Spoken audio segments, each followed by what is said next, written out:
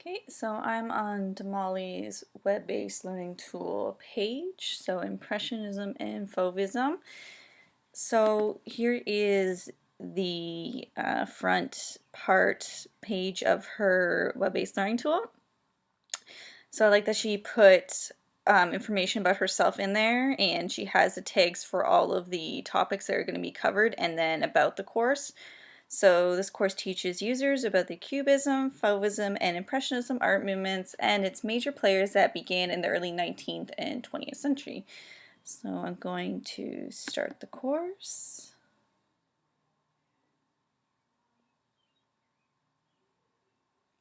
Okay, so we have the introduction on the side with learning goals. So introduction, I know Damali said she was working on this quite a bit, so she's not complete all of the aspects of the web-based learning tool yet. However, I did send her feedback on some little hints as to what she could do. I said maybe include like an introductory video to introduce students to this topic, or if she wants to do some sort of interactive activity. So I'm looking forward to what she plans for that. I love that Damali put the learning goals here. So she makes it very clear, very simple for the user. So it says identify and analyze the similarities and differences of the artistic styles of Cubism, Fauvism, and Impressionism. Identify the major artists of the Cubism, Fauvism, and Impressionism art periods, and develop the understanding in which these art periods coincided with the context of history. So I love that she put that up there because I think it's very clear to the reader as to what they're supposed to be learning by the end of all the modules. My one suggestion, which I have put in the feedback, is for maybe to put the learning goals on the top of each module so that every time the user has finished a module, they move on to some other learning goal so that they kind of know which goal they're supposed to be achieving at the end of each module. And here she has a synopsis. So she talks about Claude Monet, and I love it here because she puts a beautiful picture of like depicting Impressionism and the examples that go along with it.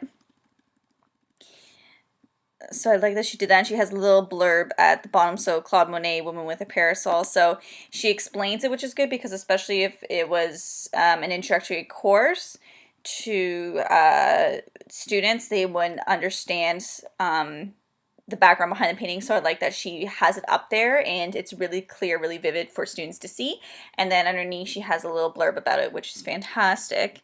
And then she has here synopsis. So started in 1872, who, what, when, where, and ended.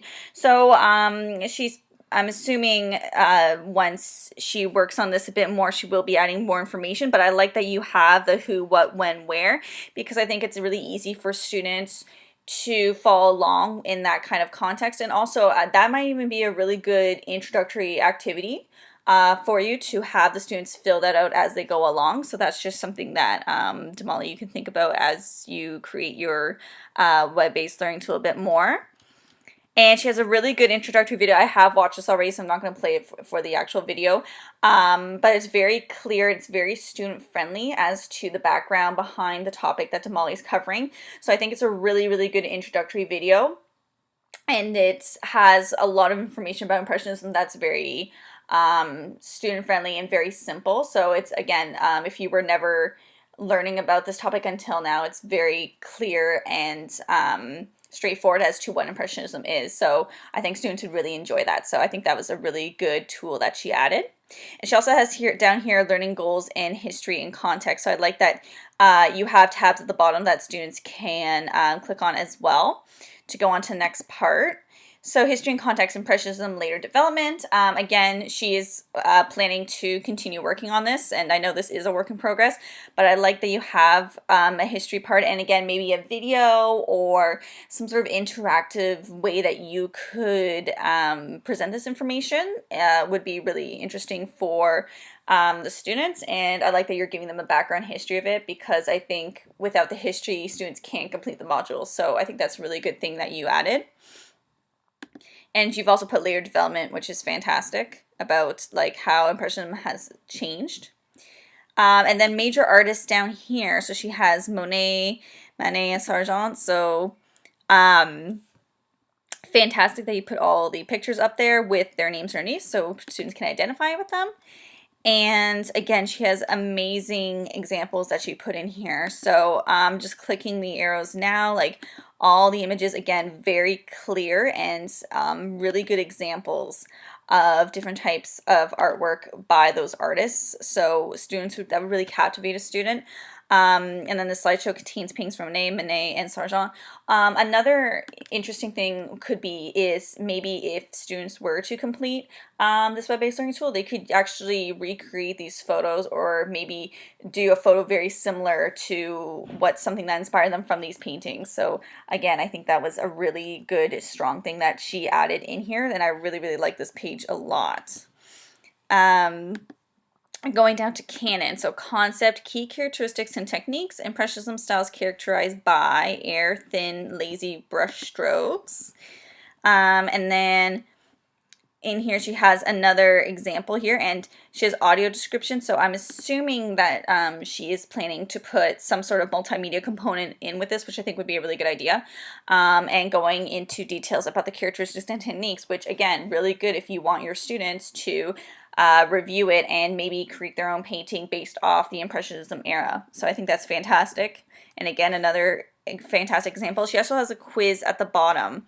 I love, love, love the quiz because I think that it keeps students on their toes, and it's really helpful for students to have kind of a pop quiz at the end to make sure that they're understanding the material as they go along. So I'm going to do the quiz.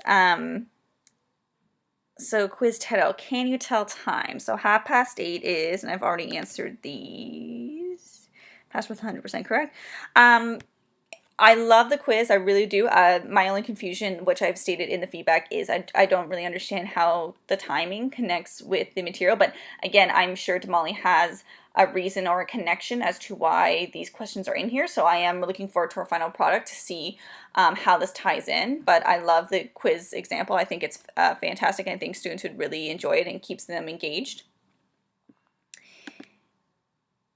And finally we have characteristics and techniques, which again, this is kind of like the last page. And again, so this is fantastic because she gives us major artists in quiz, and you can go back. So if a student was to read and then they realize like, oh, I need to go back to learn more about Monet, for instance, they can go back very easily. It's very simple the way she did it. It's very user friendly. I love that everything's organized on the side here in different headings, and it's easy for students to follow the modules and they can learn at their own pace, which I think is really important, because if there's going to be time constraints, then students will feel anxiety and they won't enjoy the activity as much. So I think overall, Damali's created a really good web-based learning tool, and I think that as long as more multimedia components are included and more images and maybe some more assessment tools at the end of each module with the learning goals, I think this will be a very, very strong tool that students would really enjoy. But I really like what she's done so far, and I think that she's well on her way of creating a really strong web-based learning tool. So good job, Damali, and I'm looking forward to the final product.